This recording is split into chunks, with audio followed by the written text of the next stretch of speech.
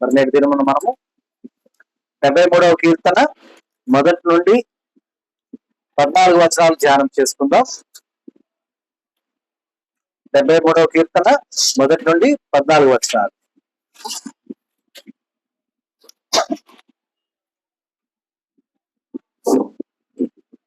ఇజ్రాయేలు ఎడల శుద్ధ హృదయుల ఎడల నిశ్చయంగా దేవుడు దయాళుడై ఉన్నాడు.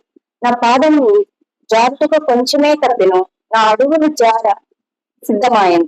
భక్తిహీనుల క్షేమము నా కంటగడినప్పుడు గర్వించు వారిని బట్టి నేను మత్సరపడితిని. మరణమందు వారికి ఆసనాలు లేవు, వారు పుష్టిగానున్నారు. ఇతరులకు కలిగే ఇబ్బందులు వారికి కలుగు, ఇతరులకు పుట్టినట్లు వారికి తెగులు పుట్టదు. కావున గర్వము కంఠహారము వలె వారిని చుట్టుపడుచున్నది. వస్త్రము వలె వారు బలత్కారం ధరించుకుందురు. క్రొవ్వు చేత వారి కన్నులు మెరకలై ఉన్నవి. వారి హృదయ ఆలోచనలు బయటికి కానవచ్చుచున్నవి.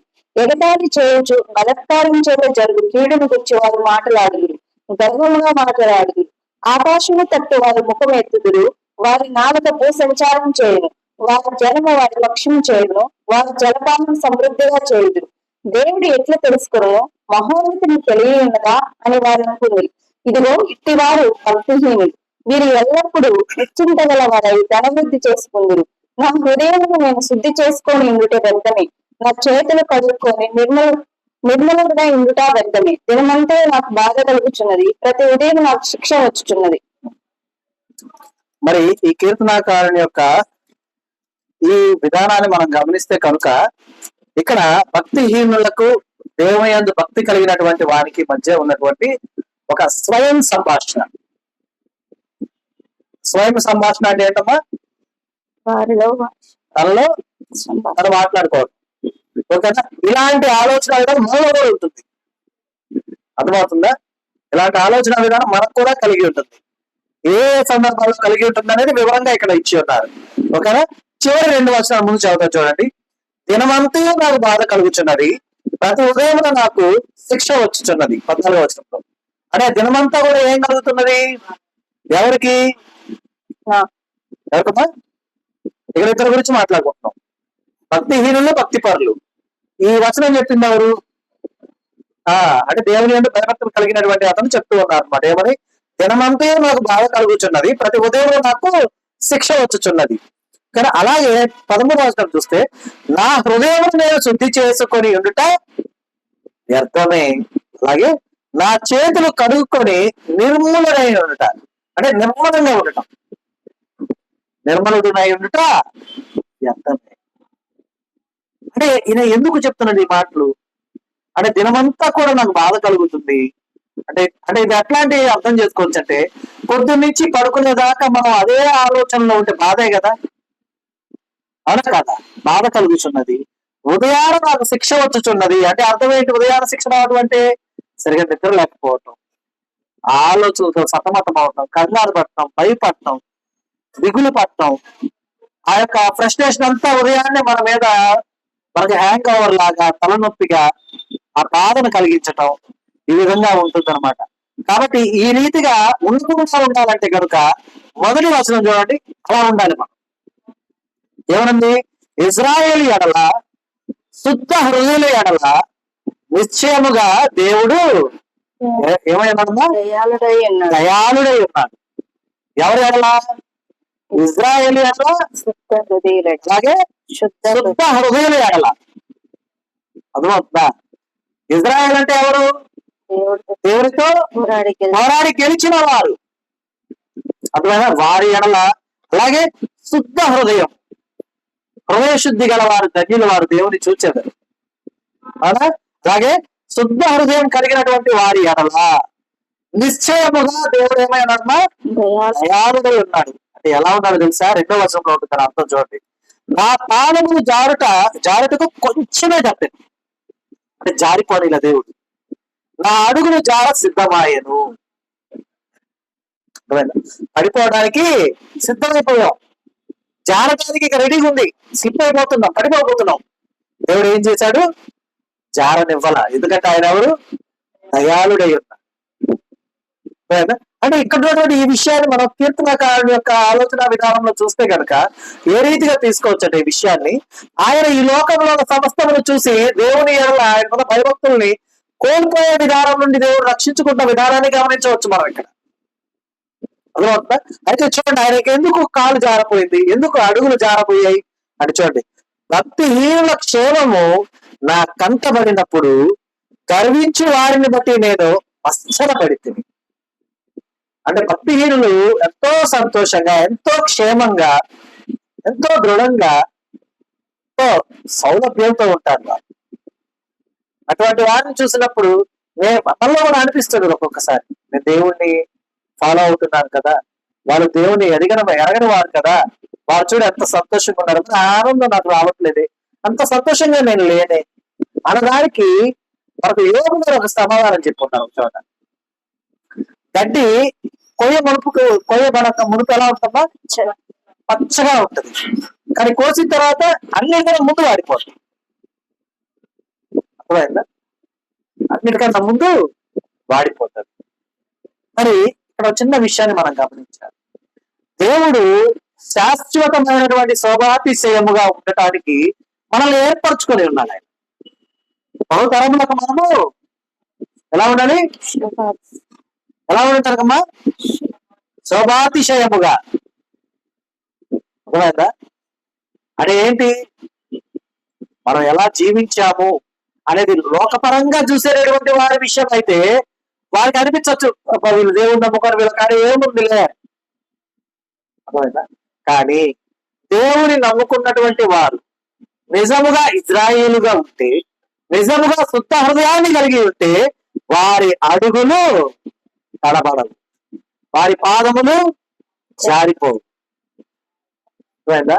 లోకము దృష్ట్యా నువ్వు కొద్దిగా తక్కువగా కనపడవచ్చు, కానీ దేవుని దృష్ట్యా నువ్వు ఎంతో సమృద్ధితో ఉన్నావు, ఎంతో సంతోషంగా ఉన్నావు. కానీ ఇక్కడ భక్తిహీనుల క్షేమం ఒక పాటలో కూడా ఉంది కదా, మన హోసన రాసిన పాట ఉంటుంది కదా, దుస్తుల క్షేమమునే చూసి ఇక నీతి వ్యర్థమని అనుకొనగా, దుస్తుల క్షేమమునే చూసి ఇక నీతి వ్యర్థమని అనుకొనగా. దేవా అదేనా, అదేనా?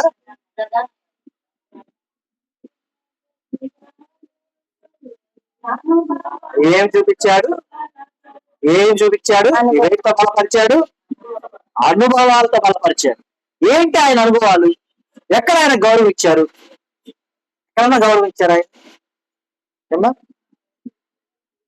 ఇచ్చారా? యూదుల రాజా నీకు శుభం అని చెప్పి రెల్లుతో కొట్టారు, అవమానకరంగా మాట్లాడారు, దూషించారు. ఎవరు కూడా అంటే తను వెంబడిస్తున్న శిష్యులు కావచ్చు, ఆయన మాటలు విన్న వాళ్ళు కావచ్చు, వారు తప్ప ఇంకెవరైనా యేసయ్యని గౌరవించిన వారు ఉన్నారా? కానీ యేసయ్య వచ్చింది ఆయన వెంబడించిన వాళ్ళని రక్షించడానికే వచ్చాడా, సమస్త జనాంగాన్ని రక్షించుకోవడానికి వచ్చాడు. అయినా కూడా ఆయన దూషింపబడ్డాడు, నలగొట్టబడ్డాడు, దేహమును ఛిద్రము చేయబడ్డాడు. అవునా? మరి ఆయన అనుభవాలని ఏం చేశాడంట, ప్రధాన యాజకుడా యేసు నీ అనుభవాలను వివరించాడా, అనుభవాలతో బలపరిచాడు. అవునా? కాబట్టి మనం ఆ బలాన్ని పొందుకొని ఉంటాం, ఆ శక్తిని పొందుకొని ఉంటాం, జారిపోయేవాడుగా మనం ఉండం. ఏం లాభం అమ్మా, ఎన్ని కోట్లు ఉండి ఎంత ఉన్నాయి. ఈ మధ్య కాలంలో ఇదేదో మన ఆదివాసీ హెయిర్ ఆయిల్ ఒక యాడ్ వస్తుంది చూసారా, జుట్టు ఒత్తుగా బాగా లావుగా పెరుగుతాయి. ఆ జెంట్స్ కూడా, యాడ్ లో ఉన్న జెంట్స్ కూడా ఎట్లా ఉంటుంది, జుట్టు ఏమించి అరికాల దగ్గరకు ఉంటుంది పొడుగ్గా. చూసారా చూడలేదా యాడ్లు? చూసారు కదా, చూసారా కదా. ఒకడు ఒక రీల్ పెట్టాడు దాని గురించి, ఏమని పెట్టాడు తెలుసా, అక్కడ ఆదివాసీ హెయిర్ ఆయిల్ తయారు చేస్తున్నటువంటి వాడి పరిస్థితి లక్షాధికారులు అవ్వచ్చు, అంటే వాళ్ళు తయారు చేసేవారు, లేదు కొనేవారు లక్షాధికారులు అవ్వచ్చు, అంతేగా? అవునా కదా. ఇండియాలో నెంబర్ 1 కోటీశ్వరుడు ఎవరు? 10 మెంబర్స్ తీసుకుంటే, టాప్ 10 తీసుకుంటే అందులో ముఖేష్ అంబానీ ఉన్నాడు లేడా? 3rd ప్లేస్ లోనో 4th ప్లేస్ లోనో ఎక్కడో ఉన్నారు కదా. అవునా? అది అడిగిన ప్రశ్న ఏంటో తెలుసా? ఏమడిగారు తెలుసా? మీరు వేలు పెట్టి కొంటేనే మీకు జుట్టు వచ్చే పని అయితే కోట్ల కోట్ల ఆస్తున్న ముఖేష్ అంబానీ కొడుక్కి జుట్టు రాలేదే అని. అది పడతారు కదా ముఖేష్ అంబానీ కొడుక్కి, అనంత్ అంబానీ అనుకుంటా, మన పెళ్లి అయింది కదా 2 years బ్యాక్ కదా. మరి అక్కడ క్వశ్చన్, ఆ క్వశ్చన్కి ఆన్సర్ ఎవరు చెప్పలేకపోయారు. ఎన్ని కోట్లు ఉన్నాయి ఆయన దగ్గర? అవసరమైతే ఆదివాసీ హెయిర్ ఆయిల్ ఫ్యాక్టరీ పెట్టగలరా లేదా? వీళ్ళకి దొరికే వనమూలికల కన్నా ఇంకా అత్యంత మెరుగైన వనమూలికలు ప్రపంచం నుంచి తెప్పించుకోగలరా లేదా? కానీ సాధ్యపడిందా? సాధ్యం కాదది. మనుషులు మభ్య పెట్టమే. ఇదే సింపుల్ ఎగ్జాంపుల్. న్యాచురల్ గా నువ్వు పొందుకున్నది నీకు ఇచ్చుట దేవునికి ఇష్టమై ఉన్నది. ఆర్టిఫిషియల్ గా నువ్వు పొందుకోవాలంటే దేవునికి వ్యతిరేకంగా ఉన్నట్టే అర్థం. ఆర్టిఫిషియల్ గా వచ్చేది ఏదైనా ఎలా ఉంటుందమ్మా? పచ్చడి ప్లాస్టిక్ గడ్డికి నీళ్లు పోసినట్టు ఉంటుంది కదా. బాగా పెరుగుద్ది కదా, పెరుగుదా? మరి నీళ్లు పోస్తుంటే మళ్ళీ పచ్చగా ఉంది, అదేంటది? ఇదే దుష్టుల క్షేమము అంటే. అర్థమైందా? ఆహారం అంటే నీరు పోసేవు, నువ్వు ఆహారం ఇచ్చావు, స్వీకరించలేదు. ఎండ ఉంది, పాలిపోద్ది. ప్లాస్టిక్ ని అందులో పెట్టి అట్లా వదిలేయండి, 10 రోజులకి ఏమైపోతుంది? వ్యర్థమైపోద్ది. న్యాచురల్ గడ్డి, ప్లాస్టిక్ గడ్డి చూడటానికి రెండింటిని పక్క పక్కన పెడితే న్యాచురల్ గడ్డి కన్నా ప్లాస్టిక్ అంటే ఆర్టిఫిషియల్ గడ్డి ఎంత బాగుంటుంది, యూనిక్ గా యూనిఫామ్ గా ఉంటుంది. అవునా? ఆ లీవ్స్ కావచ్చు, ఆ కనపడే విధానం కావచ్చు, ఆ థిక్నెస్ కావచ్చు, అవన్నీ ఎలా అనిపిస్తుంది? చాలా గ్రాండ్ గా ఉంటుంది. అర్థమైందా? కానీ ఈ రెండిట్లో జీవం దేంట్లో ఉంది? ఎందులో జీవం ఉందమ్మా? నిజమైన దాంట్లో జీవం. అర్థమైందా? కాబట్టి దేవుడు ఆ జీవం ఇస్తాడు. అంతేగాని భక్తిహీనుల క్షేమము మనకు అంటబడినప్పుడు అలాగే గర్వించే వారిని బట్టి మనం మత్సరపడకూడదు. మత్సరపడటం అంటే అర్థం ఏంటి? ఏమా సనుక్కోవటం, కొడుక్కోవటం. అరే వీళ్ళు చూడు ఎంత బాగున్నారు, నేను చూడు ఎలా ఉన్నాను, పొరుగింటి పుల్ల కూర, లేదంటే ఎదురింటి ఆమె చూడు, కాసుల పేరు చూడు, ఏదో పాట. మన ఇంట్లో మాత్రం ఏముంది? ఎక్కడ వేసిన పొందాలి అక్కడే ఉంది. అందుకని ఆమె ఏం చేసింది? గొంగలికి బదులుగా ఇంటికి ఉన్న మూలరాయి నమ్మేస్తుంటాం అందులో. అవునా? మనం కూడా చేస్తుంది అదే. అది సినిమా కావచ్చు, కానీ ఆ సినిమాలో మనం నేర్చుకోదగ్గ నీతి ఏంటో తెలుసా? దేవునితో మనం ఎంత దగ్గరగా ఉండాలి అనేది నేర్చుకోవాలి. అక్కడ ఆ స్త్రీకి ఉన్న కోరికలన్నీ కూడా తీర్చుకోవడానికి తనకున్నటువంటి తన సౌభాగ్యమైనటువంటి యజమాని నమ్మేస్తున్నారు. మరి క్రీస్తు మన సంఘానికి ఎవరయ్యారమ్మా? శిరస్సు. వధువు సంఘానికి ఆయన ఎవరు? వరుడేగా. మరి మన కోరికలు తీర్చుకోవడానికి, మనకు కావాల్సిన వాటి కోసం ఆయన నమ్ముకునేవారుగా మనం ఉంటే ఉపయోగం ఉందా? ఉండదు. కాబట్టి మనం గమనించాలి. మనం లోకాన్ని చూసి జీవిస్తే లోకం మనల్ని అక్కడే కట్టిపడేస్తుంది. ఎక్కడ వేసిన గొంగలి అక్కడే ఉండిపోతుంది. లోకాన్ని చూడక దేవుణ్ణి చూసి కనుక జీవించావా ఎలా ఉంటాం తెలుసా? మనం అంత గొప్పగా, అంత శ్రేష్టమైన దానితో దేవుడు. మనం అంతా అనుకుంటాం యేసు ప్రభు వారి కన్నా ముందు బాప్తిసం ఇచ్చి యోహాను గారు వచ్చారు అని. అవునా? దేవుడు ఆయనకి ఇచ్చినటువంటి ఆహారం ఇప్పటి వరకు ఏ మనుషులకి ఇవ్వాల. ఆయన ఆహారం ఏంటో తెలుసా? మిడతలు, అడిగితే. ఆయన తర్వాత ఆ మిడతలు ఇంకెవరికైనా కనపడి ఉంటాయా? ఆయనకి ఇచ్చిన శ్రేష్టమైన తేనె ఇంకెవరికైనా ఇచ్చుంటాడు దేవుడు? అంటే మిడతలు తినే వాళ్ళు ఉన్నారు ఇప్పటికి కూడా. అట్లాగేందుకు మన వాళ్ళు ముసులు తినరా? చక్కగా వేపుకొని బఠానీళ్ళు వేసుకొని గారపూర్తి వేసుకొని ఎగరేసుకుంటూ తింటారు. తింటారు కదా, తింటారు. సరే అదేవేరే కానివ్వండి. అంటే ఇక్కడ మనము తెలుసుకోవాల్సిన విషయం ఏదైనా ఉంది అంటే అద్దంలో నిన్ను నువ్వు మాత్రమే చూసుకో. అర్థమైందా? ఎదుటి వారిని చూడద్దు. మనం ఎవరైనా దూషించాలని అంత ముందుకు వెళ్ళాలా, మనల్ని మనం విమర్శించుకోవాలని అంత ముందుకు వెళ్ళాలా. అర్థమైందా? నువ్వు నిండుగా ఉన్నవన్నీ వేసుకొని అద్దం ముందు నిలబడి ఒక్కసారి అద్దంలో ఉన్నటువంటి నీ ప్రతిబింబాన్ని, నీకున్నటువంటి అంటే నీ ఒంటి మీద ఉన్నటువంటి నగలు అవన్నీ ఉంటాయి కదా, అవన్నీ అది వేసుకొని ఉంటుంది. అంటే అదంటే ఎవరు కాదు, మళ్ళీ మీరు ఇంకోలా అనుకోకండి.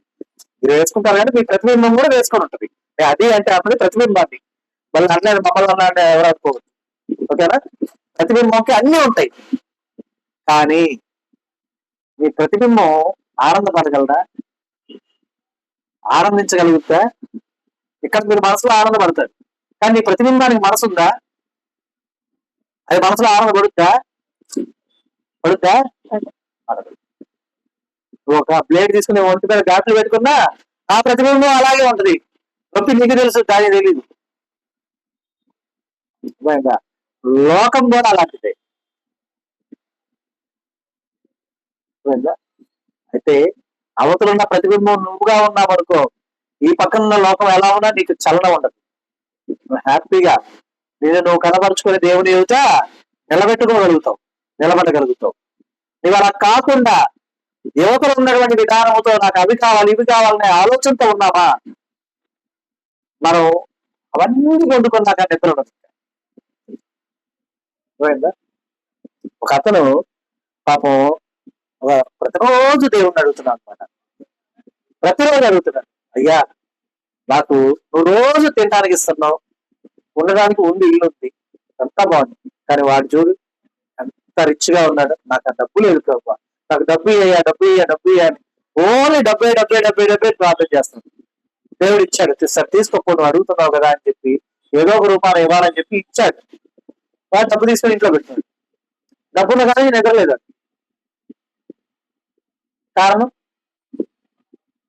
కారణం ఏంటమ్మా?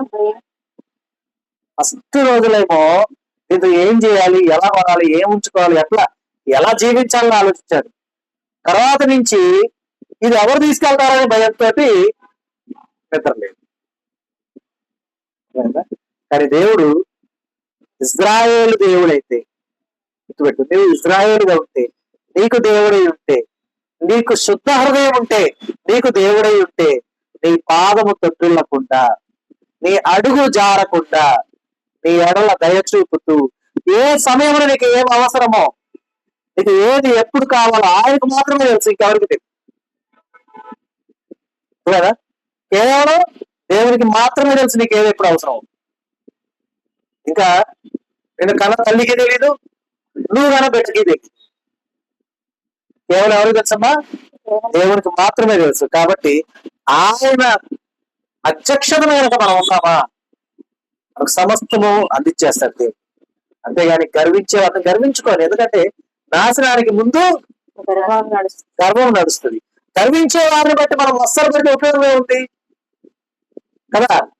కాబట్టి గమనించాలి. అలాగే చూడమ్మా, మరణమందు వారికి యాతన లేవు అంటే వాళ్ళు మరణిస్తాము అంటే పాపముతో కూడిన మరణం గురించి, దాని గురించి అసలు వాళ్ళకి బాధ లేదు, చింత లేదు. అదే కదా ధనవంతుడు చేసింది. ఏం చేశాడు? నా దేహమా తినుము, త్రాగుము, సుఖించుము. దేవుడు ఏమడిగాడు? నేను నీ ప్రాణాన్ని నేను తీసుకుంటున్నాను.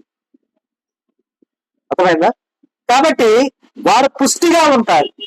ఎందుకని వారికి చింత లేదు కదా. ఇప్పుడు మనం ఉన్నాం అనుకోమ్మా, మన దేవుని కనుదృష్టి ఎదుట మనం ఏ పాపం చేయకూడదు, ఏ తప్పు చేయకూడదు. కాబట్టి అనుక్షణం మనల్ని మనం సపరిశీలన చేసుకుంటూ అడుగులు జాగ్రత్తగా మన దేవునికి అనుదృష్టి ఎదుట ఉన్నామన్న ఉద్దేశంతో మనం చక్కగా నీతిగా నిజాయితీగా న్యాయ విధులు అనుసరించి నడుచుకుంటూ ఉంటాం. కాబట్టి మనకున్న రెస్ట్రిక్షన్స్ అన్ని కూడా మనకు ఎలా ఉంటాయి? జీవ మార్గాలై ఉంటాయి. అర్థమైందా? కానీ రెస్ట్రిక్షన్స్ ఏమీ లేనప్పుడు వాడు ఎలా ఉంటాడు? ఇష్టానుసారం జీవిస్తాడు. అర్థమైందా? వాడి ఇష్టానుసారం జీవిస్తుంటారు. ఇష్టానుసారంగా జీవిస్తూ ఉంటే ఉపయోగం ఏముందా?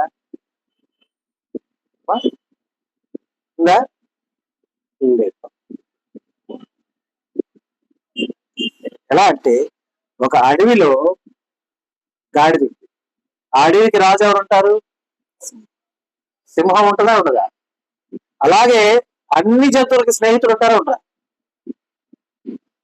ఈ సింహాల గుంపును చూసి ఈ గాడిద రోజు భయపడతా వణికిపోతా ఉంది. ఒక చిత్తులు మరి నక్కొచ్చి ఒక తెలివైన ఆలోచన చెప్తుంది. ఎవరికి? ఈ గాడిద. ఏమని చెప్తుంది తెలుసా? నువ్వు రాజుగారి దగ్గర ప్రాధేయపడి, అయ్యా ఒక్క 15 రోజులు, ఒక్క నెల రోజులు నేను నా ఇష్టానుసారంగా జీవిస్తాను. నన్ను ఎవరు చంపకుండా, నన్ను ఎవరు ఇబ్బంది పెట్టకుండా ఉండే ఆజ్ఞ అయ్యా. ఇక 31వ రోజు నుంచి నేను మరలా నా జీవితాన్ని జీవిస్తాను. నేను అలాగే మీరు చెప్తే నేను ఇప్పుడు జీవిస్తాను ప్రభు, ఆజ్ఞయమని అడుగుతుంది. సరే, కనికరపడుద్ది సింహం. కనికరపడి, సరే పాపం గాడిది కదా, వెట్టి చాకిరి చేస్తుంటది, పొద్దున్న లేచిన కాడి నుంచి ఆ బరువు ఈ బరువు అని మోస్తూ ఉంటది. ఒక నెల రోజులు స్వేచ్ఛ ఇచ్చేద్దాం, హ్యాపీగా జీవించమందాం, దాన్ని ఎవరు కూడా ఏమి చేయడానికి లేదు, తన ఇష్టం వచ్చింది తింటది, తన ఇష్టం వచ్చిన చోట తిరుగుతుంది అని చెప్పేసి తన ఇష్టం ఇంకంతే, ఎవరు ఏం మాట్లాడటానికి లేదు అని అనగానే ఆ గాడిద ఏం చేసిందంటే చక్కగా మొదటి 2 రోజులు కొద్దిగా భయపడింది, ఏమైనా చేస్తాయేమో. భయపడేసరికి అంటే భయపడతా సహజంగా కదా, స్టార్టింగ్ స్టేజ్ లో మనకి ఏంది కొద్దిగా భయం ఉంటుంది. తర్వాత చిన్నగా అలవాటు అవుతా ఉంది. 10 రోజులు గడిచేసరికి ఇక ఎవరు దాన్ని పట్టించుకోకుండా ఏమి చేయకపోతుండేసరికి ఇష్టం వచ్చిన పచ్చగడ్డి అదంతా శుభ్రంగా తింటూ ఏ పని చేయకుండా అటు ఇటు తిరుగుతా సింహాసనం వైపు చూస్తుంది. సరే, నెల రోజులు నాకు టైం ఉంది కదా, ఈ నెల రోజులు నేను కూర్చుందాం అని చెప్పేసి, అంటే మిగతా రోజులు కూర్చుందాం అని సింహాసనం మీద కూర్చుంటుంది. సింహం కనికరపడింది. పాపం నెల రోజులు అడిగింది కదా, సరే తన ఇష్టం, రాజుగా ఉందాం అనుకుందేమో, సరే తన పాలన కూడా చూద్దాం, ఒక 20 రోజులు తన పాలన చూద్దాం ఎట్లుంటుందో అనుకుని సింహం కూడా ఏం చేసిందంటే, అంటే దేవుడు ఎంత ప్రేమమయ్యో చూడండి, మన ఇష్టానుసారంగా జీవించాలని మనకు కొన్ని వరాలు దేవుడు ఇచ్చేస్తాడు, మిస్యూజ్ చేస్తాం ఈ గాడిద వల్లే. సో ఆ గాడిదకు ఆ పవర్ ఇచ్చింది కదా, అంటే ఎవరేం చేయడానికి లేకుండా ఒక ఆజ్ఞ ఇచ్చింది కదా, సింహం కూడా ముచ్చటపడింది. సరే, గాడిద పరిపాలన చూద్దాం, మన పరిపాలన మనం ఎప్పుడు చూసేదే, మన పరిపాలన చూద్దాం అని చెప్పి సింహం కూడా గాడి సింహాసనం మీద కూర్చుంటే అదేం చేయకుండా ఆడికి వచ్చి ఎదురుగా ఉన్నటువంటి కింద ఇంకో చోట కూర్చొని చూస్తా గమనిస్తా అంతా వింటా ఉందన్నమాట. అయితే దానికి రాజ్యాధికార పవర్ లేదు, కేవలం రాజ్యంలో సంతోషంగా తిరగచ్చు అంతే. సరే, ఈ చిత్తులు మారి నక్క మరలా 29వ రోజు వచ్చింది. ఎక్కడికి? గాడిద దగ్గరికి. మన నక్క అంటే ఎవరో కాదు, మన అప్పు, అది గుర్తుపెట్టుకోండి. గాడిద దగ్గర, ఇక్కడ గాడిద ఎవరు అర్థమైంది? ఎవరు?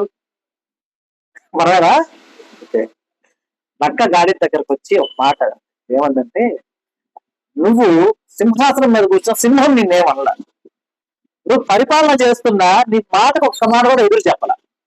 30వ రోజు నువ్వు ఏం చేస్తావంటే, లేదా 30వ రోజు దిగబోయే టైంకి ఏం చేస్తావంటే ఒక ఆజ్ఞ జారీ చేయి, ఇక జీవించిన కాలము నేనే రాజుని ప్రకటించేసేయాలి. కానీ రాజ్యాధికార పవర్ లేదు దానికి, అది గమనించండి. మరి సింహము ఆ అడవికి వెళ్ళి వేటకి వెళ్తా ఉంటది కదమ్మా, సింహం లేని సమయం చూసి అక్కడ మిగతా జంతువులను పిలిచి రాజ్యాధికారం అంటే ఇక నేనే రాజుని, ఇక అందరూ నా కింద పనిచేయాల్సిన వారే అని చెప్పి 30వ రోజు అంటది. 30వ రోజు అంటే సింహం కనికరపడింది కదా, చూద్దామని అనుకుంది కదా, అదే ఉద్దేశంతో 30వ రోజు బాడీలే పాపం ముచ్చటపడి చెప్పుకుందిలే అనుకోని, ఎందుకంటే పవర్ లేదని సింహానికి తెలుసు, పవర్ లేదని గాడికి తెలుసు, అయినా సరే అన్నది కదా, సరే ముచ్చటపడింది కదా అని వదిలేస్తారు. రోజు 31వ రోజు సింహాసనాన్ని అధిష్ఠించడానికి రారాజుగా వస్తుంది అనమాట. ఆ సమయం చెప్పలేదు, ఆ గడియా చెప్పలేదు. ఎవరికి చెప్పలేదు? ఎవరికి చెప్పలేదు? అక్కడున్న గాడిదకి చెప్పాల. ఓకేనా? వచ్చినప్పుడు రాజుగా వస్తున్నారంటే పరివారం అంతా ఉంటారు కదా పక్కన, ఈ గాడిద రెక్లెస్ గా సైడ్ కళ్ళు వేసుకొని చూస్తా ఉందన్నమాట. సింహం వచ్చేది చూస్తా, ఎదుకు వచ్చి మళ్ళీ ఎప్పుడులాగా కూర్చున్న పక్కన అడుగున్నట్టుగా కూర్చుంది. అట్లా 2 అడుగులు వేసి పంజాబీ సప్పర్ కొడితే దాని తల 2 ముక్కల ఎక్కిరి అక్కడే పడింది గాడిద. ఏమి నీతుంది దీంట్లో? అప్పటి వరకు నువ్వు అడిగిన దేవుడు ఇచ్చేసాడు. దేవుడు ఇచ్చిన దాన్ని మిస్యూజ్ చేసుకొని ఆ గాడిదకున్న ముందు ఆలోచన ఏంటి? అక్కడ ఉన్నటువంటి వాటిల్లో నక్క కావచ్చు, ఇంకోటి స్వేచ్ఛగా తిరుగుతున్నాయి, పని భారాలు లేవు వాటికి. కానీ పని భారం దీనికి ఒక్కదానికే ఉంది, అదే కదా బారావాక గాడిదే గది. ఓకేనా? ఈ పని భారం తప్పించుకోవాలి. వాటిని చూసి అవి రాజు ముందు అటు ఇటు తిరుగుతున్నాయి, వాడికి అసలు లేదు క్షేమం అంటే వాడికి భయం ఉంది. ఇది దీనికి వచ్చి చెప్పిన ఆలోచన చెప్పిన నక్క ఏం చేస్తుంది? ఇంకా కనపల్లా. ఎందుకు కనిపించుద్ది? ఆ రాజు ఇచ్చిన అవకాశాన్ని 30వ రోజు వరకు సహించాడు. 31వ రోజు నువ్వు అడిగిన గడువు అయిపోయింది. ఆ రోజు నువ్వు ఎలా ఉండాలి? దీన మనస్సుతో ఉండాలి. ఒకవేళ నిజంగా అలాగే ఉండాలి అని కనుక ఆ గాడి నిజంగా అనుకొని మరలా రాజు దగ్గరికి వెళ్ళి ప్రాధాన్యపడితే అవకాశం ఇచ్చేదేమో మరలా, అవునా కదా? కానీ ఈ 30 రోజుల పరిపాలన అంటే 20 రోజుల పరిపాలన జరిగింది కదా, ఈ 20 రోజుల పరిపాలన రాజ్యాధికారం నాదే అనే గర్వాన్ని తెచ్చిపెట్టింది. ఆ గర్వం దేనికి ముందు నడిచింది ఆ గాడికు? తర్వాత ఏమైంది? మరణించింది. ఇంకెవరన్నా ఇలా అడుగుతారా? ఇంకో గాడి పిల్ల ఏమన్నా అడుగుతా ఇంకో 30 రోజులు నేను ఉంటా అని అడుగుతామా? మరి ఎందుకంటే ఇక్కడ మన దుష్టుల్ని చూసి, దేవునికి వ్యతిరేకుల్ని చూసి, అన్యుల్ని చూసి, లోకస్తుల్ని చూసి మనకు దేవుని దగ్గర ఉన్న గొప్ప స్థానాన్ని పోగొట్టుకో. అథవా చెప్పుద్ది, నువ్వు చూడు బాప్తీసం తీసుకున్నావు, దేవుడికి కరెక్ట్ గా ఉంటున్నావు, పర్ఫెక్ట్ గా ఉంటున్నావు, నీకేం మిగిలింది? వాళ్ళు చూడు లోకంలో ఎలా జీవిస్తున్నారో, సంతోషంగా ఉన్నారు. నీకు సినిమా ఉందా? వాళ్ళు చూడు ఒక సినిమాకి వెళ్తారు. నీకు సంతోషం ఉందా? వాళ్ళు చూడు ఎంత సంతోషంగా ఉన్నారు. నువ్వు కనీసం సాటర్డే నైట్ పప్పు కన్నా వెళ్ళగలవా? వాళ్ళు చూడు ఎంత ఎంజాయ్ చేస్తున్నారు. కనీసం పార్క్కి వెళ్ళగలవా? ఎగ్జిబిషన్కి వెళ్ళగలవా? ఇవన్నీ చూడటమే కదా. వాళ్ళు చూడు ఎంత హాయిగా ఉన్నారు. ఏంటి మరి దేవుడు ఇచ్చినాయి కదా, నువ్వు ఎందుకు ఎంజాయ్ చేయలేకపోతున్నావు అనే విధంగా నీకు మభ్య పెడుతుంది. ఎందుకంటే ఇక్కడ ఉన్న విధానం అంతా అదే. ఏంటంటే దట్టమైన చెట్లు, సారీ పేపర్ మారిపోయింది. ఇతరులు కలిగే ఇబ్బందులు వారికి కలగవు. ఎవరు ఇతరులు? దేవుని బిడ్డలు కలిగే ఇబ్బందులు ఏంటి? దీన్ని పరీక్షించాలంటే నీకు ఇబ్బంది కదా. ఏమా ఒక చోట దేవుని గారి పని చేసుకునే కుర్రోడు స్కూల్ కడుతున్నాడు. క్లాస్ లో పిల్లలు చదువుకుంటున్నారు. వాడి వయసు వాడే వీడు, ఒక చదువుకునే పిల్లడి వయసే వీడు. వాడేం చేస్తాడు? చక్కగా ఏ టైం పడితే ఆ టైం వెళ్ళి టీ తాగుతాడు, వస్తాడు, పని చేసుకుంటాడు. కానీ వీడేం చేస్తున్నాడు? చదువుకుంటాడు. వీరిద్దరిలో శ్రేష్టమైన జీవితం ఎవరిది? అలనిస్తే భాష కొడతాను అక్కడ వాడు ఎటు తిరిగినా వాడు ఎవడాడు. కారణం విచ్చల విడిగా జీవిస్తున్నాడు. వీడు క్రమబద్ధీకరణతో జీవిస్తున్నాడు. అర్థమైందా? కనుక ఇతరులకు కలిగే ఇబ్బందులు వారికి కలగవు. అలాగే ఇతరులకు పుట్టినట్లు వారికి తెగులు పుట్టదు. తెగులు అంటే ఇక్కడ ఏం లేదు, ఆలోచన విధానం. వారికి ఏముంటది? తిరుము తాగుము సుప్పించమనే వాళ్ళకు ఉంటుందా? ఉండదు. కానీ మనకు ఉంటది. మన జీవితం ఎలా, మనం దేవుళ్ళు ఎలా ఉండాలి, ఎంత పర్ఫెక్ట్ గా ఉండాలి, ఎంత గొప్పగా ఉండాలి, ఎంత బాగా ఉండాలి అనేటటువంటి విషయాలు. కావున గర్వం వారికి ఎలా ఉంటుందమ్మా? కంఠ హారము వలె వారిని చుట్టుకొనుచున్నది, వస్త్రము వలె వారు బలాత్కారము ధరించుకొందురు. సాయంత్రం ఇద్దరు ఇంటి పక్కన వాళ్ళు అనుకో, అబ్బాయిల దగ్గర పనిచేసే కుర్రాడు, చదువుకునే కుర్రాడు, అదేమంటాడు? అరే నువ్వు నీ స్కూల్లో పనిచేసా, నువ్వేం రక్తంలో భయపడతావు అందరికి, నేను అటు ఇటు తిరుగుతానే ఉన్నా, ఎట్లా ఉన్నా అంటే వీడు నేర్చుకుంటుంది ఏంటి, వాడు నేర్చుకుంది ఏంటి? వీడు క్రమశిక్షణతో ఉన్నాడు, చక్కగా ఉన్నతమైన జీవితాన్ని జీవించడానికి ముందుకు సాగిపోతూ ఉన్నాడు. వాడికి అది ఉందా? లేదు. కాబట్టి వాడికి భయం ఉండదు, వాడు గర్వంగానే ఉంటాడు. ప్రిన్సిపల్ సార్ వస్తున్నారంటే వాడికేం భయం? ఎవరికి భయం? ప్రిన్సిపల్ వస్తున్నారంటే స్టూడెంట్కి భయం, వాడికి భయం ఉండదు కదా.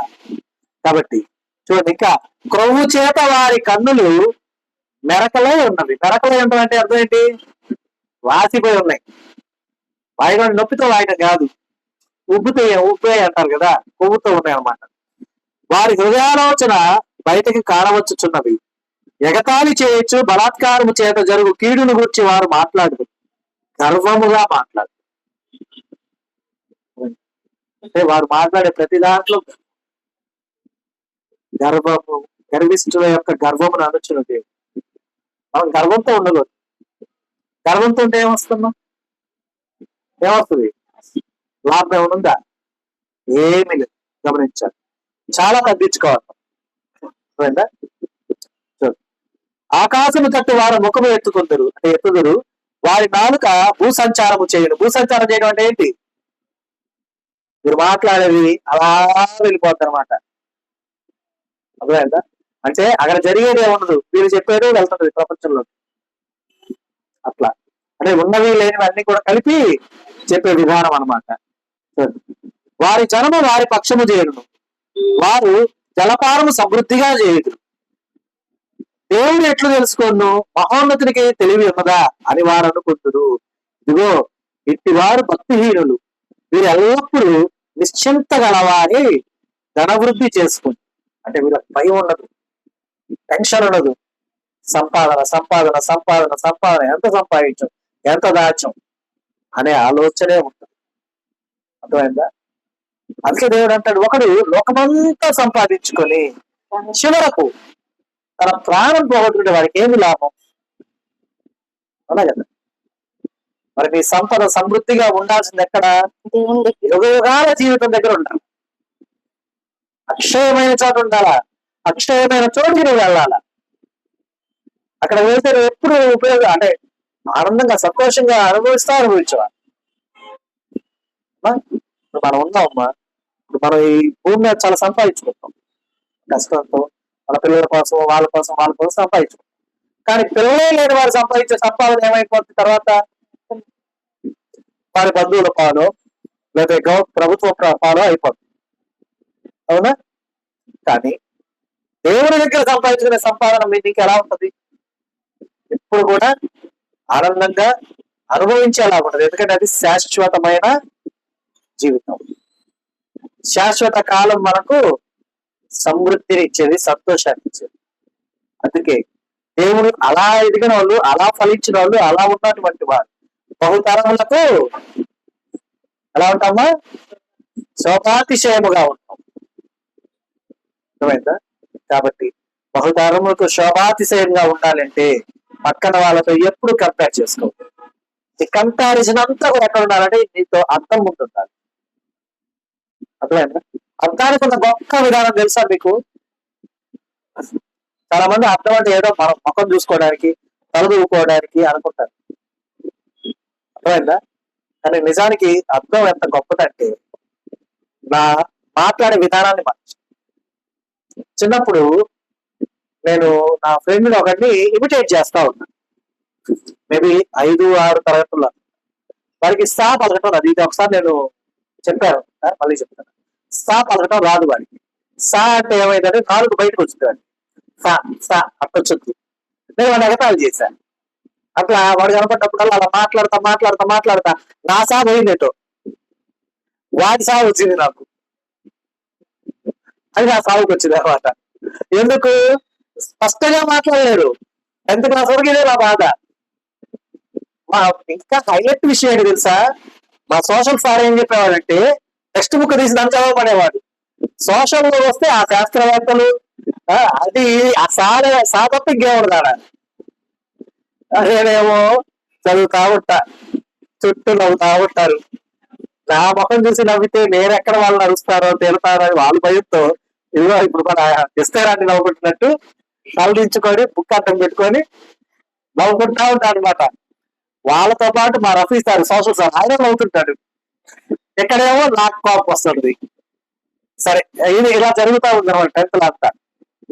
తర్వాత మరి మా సార్ చెప్పారో ఎవరు చెప్పారో ఒక అతను నాకు పరిచయమైన ఆయన చెప్పారు, మనకు కరెక్ట్ గుర్తులేదు. ఏం చెప్పాడంటే, నీకు ఆ ప్రాబ్లం పోవాలంటే అర్థం ముందు నిలబడి నువ్వు మాట్లాడు. నీకు ఏదైతే ఇబ్బందికరంగా ఉందో ఆ పదాన్ని, ఆ వర్డ్ని అర్థంలో నువ్వు నీ పదవులు చూస్తూ మాట్లాడు అని. అప్పుడు నేనేం చేయాలని నాకు అర్థమైంది. నేను సా అన్నప్పుడు వాడిని ఇమిటేట్ చేసి ఆ నాలుగు బయటకు వస్తూ ఉంది కదా, దాన్ని నాలుగుని లోపల పెట్టుకొని మాట్లాడటం ప్రాక్టీస్ చేశాను. ఇప్పుడు నేను సా అంటే స్పష్టంగా ఉందా లేదు? అవునా? మరి ఇప్పుడు నాకు అసలు దిగులు లేదు, భయం లేదు, బాధ లేదు. అర్థమైందా? అంటే అర్థానికి ఉన్నటువంటి బలం ఎందుకంటే అర్థం నీ యొక్క ప్రతిబింబాన్ని చూపించడమే కాదు, నేను మార్చే గుణం కలిగింది.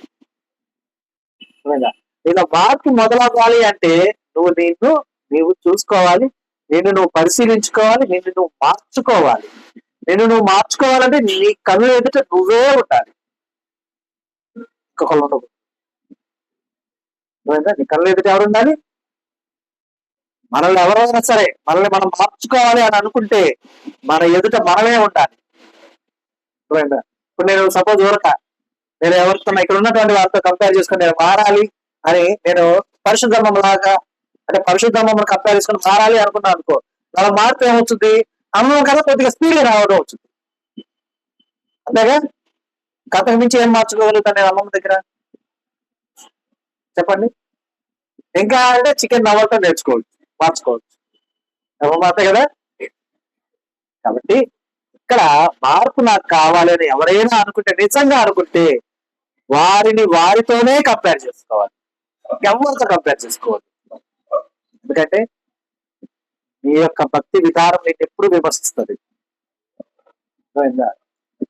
నీ భక్తే నిన్ను విమర్శించొద్దు. నువ్వు అలా చేయొద్దు, ఇలా చేయి, ఇది కరెక్ట్ కాదు అని విమర్శిస్తుంది. ఆ విమర్శను స్వీకరించగలిగినటువంటి ఆ యొక్క ఆలోచన కనుక నీకుంటే నువ్వు నిజంగా దేవుడిలో శుద్ధ హృదయం కలిగినటువంటి జీవితాన్ని జీవిస్తావు. కూడా అది లేదా మనం ఎవరం కూడా ఏమీ చేయదు. కాబట్టి మనము కీర్తనాకారుని వలె భయపడక మనం ధైర్యముతోటి నిబ్బరముతోటి దేవునిలో ఎదుగుతూ ఫలిస్తూ దేవుడు మనకిచ్చిన అవకాశాన్ని సద్వినియోగం చేసుకుంటూ ఆయన యొక్క కృపలో ఆయన యొక్క దయాళత్వంలో నిరంతరం ముందుకు సాగిపోవటకు దేవుడు తన కృపతో తన జ్ఞానంతో మనల్ని నింపి నడిపించును గాక. ఆమేన్. ఇదే దేవుడు మనకు అనుగ్రహించిన తన సత్యవాక్కును బట్టి దేవునికి కృతజ్ఞతాస్తుతులు చెల్లిస్తున్నాను. దేవుడు తన వాక్యమును దీవించును గాక. ఆమేన్. అందరికీ వందనాలమ్మా.